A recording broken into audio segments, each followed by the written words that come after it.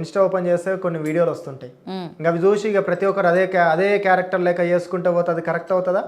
అది కరెక్ట్ కాదు ఎప్పుడు కూడా. ఒక మనిషి చెడిపోతున్నది అనేది మనం నిర్ణయించుకునే నిర్ణయాన్ని బట్టి ఉంటుంది, మనం పోయే తవ్వని బట్టి ఉంటుంది. మంచిగా చూపిస్తే మంచిగా చేయాలి, చెడు చూపిస్తే చెడ్డదారిని కాకుండా మంచి దారి ఎంచుకోవాలి అక్కడ. అది మన నిర్ణయాన్ని బట్టి ఉంటుంది, మనం తప్పు పోతామా చెడు పోతామా మనం కరెక్ట్ పోతామా ఎట్లా పోతాం అనేది. ఇట్లా అట్లా అని చెప్పేసి ఒక మనిషిని ఎడ్డిగా దొరికింది కదా అని చెప్పేసి తప్పు చేసి మీద నింద మీద నింద ఏదామని చూస్తే అది కరెక్ట్ కాదు ఎంతవరకు కూడా. అంటే ఇవన్నీ ఇష్యూ చూడడం వల్ల మీకు కొంతమంది మీడియా వాళ్ళు కాల్ చేయడం జరిగితే మీరు ఇంటర్వ్యూస్ ఇవ్వడానికి అంటే భయపడుతున్నారా, లేకపోతే వీళ్ళకి చెప్పడానికి నా దగ్గర ఆన్సర్ లేదనుకుంటున్నారా, పొగరుతో ఇవ్వలేకపోతున్నారా, నాకేంటి అని? ముందుగా మీడియా మిత్రులు అందరికీ నేను చెప్తున్నది ఒకటి, ప్రతి ఒక్కరు మీరు గుర్తుపెట్టుకోండి, మీరు ఫోన్లు చేసినప్పుడు ప్రతి ఒక్క మీడియా నాకు ఫోన్ చేసి చేయలే అన్నట్టు కాదు.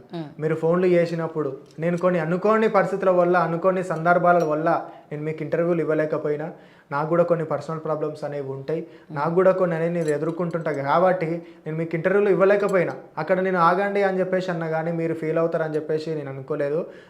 ఎవరైనా సరే మీడియా మిత్రులారా నేను చెప్పేది ఒకటే, మీకు ఇట్లా నేను కొన్ని కారణాల వల్ల నేను ఇవ్వలేకపోయినా, అంతేగాని మీ మీద నాకేదో కాదు, మీకు మీ భయపడను కాదు, లేకుంటే నాకు తప్పను కాదు.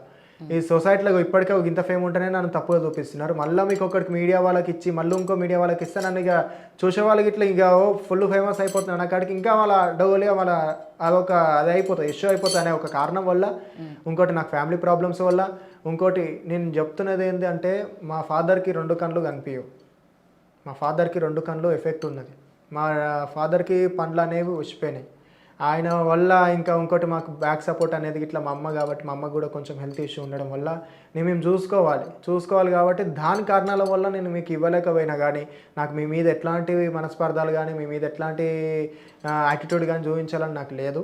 మీరు ఇట్లా ఎవరైనా బాధపడి ఉంటే మీకు కూడా నన్ను క్షమించండి, మీరు కూడా ఎవరైనా బాధపడి ఉంటే మీడియా మిత్రులు ఇట్లా ఎవరైనా సరే, నేను ఇంతగా మిమ్మల్ని రిక్వెస్ట్ చేస్తున్నా అంటే దేని గురించి అని కాదు, మీరు ఫోన్ చేసి ఉంటారు, మీరు ఫోన్లు చేసినప్పుడు నేను సరిగ్గా రెస్పాన్స్ కాకపోవడం కూడా ఇక్కడ నాకు మైనస్ అవ్వడం అనేది జరిగింది.